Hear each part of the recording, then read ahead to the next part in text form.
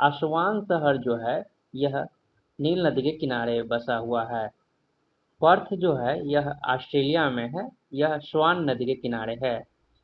Iraq की राजधानी Baghdad जो है यह टिग्रिस नदी के किनारे बसा है।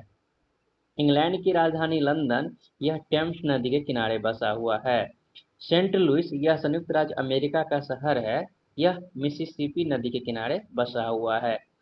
पोलैंड की राजधानी वार्सा है, यह जो है विस्चुअला नदी के किनारे बसा हुआ है। जर्मनी की राजधानी बर्लिन यह स्प्रीन नदी के किनारे बसा हुआ है। इराक की रा... इराक में एक शहर है बसरा, यह दजला और फरात नदी के किनारे बसा हुआ है। जर्मनी में एक शहर है हैम्बर्ग, यह एल्ब नदी के किनारे बसा हुआ है। आयरलैंड की राजधानी डबलिन जो है यह लीथे नदी के किनारे बसा हुआ है।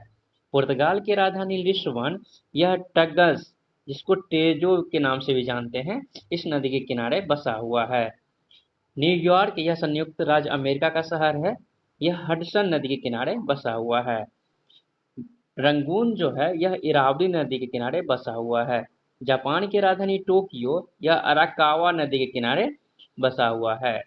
संयुक्त राज्य अमेरिका की राजधानी वाशिंगटन यह पोटोमेक नदी के किनारे बसा हुआ है। कांगो की राजधानी है ब्राज़ीविले, यह जाइरे नदी के किनारे बसा हुआ है।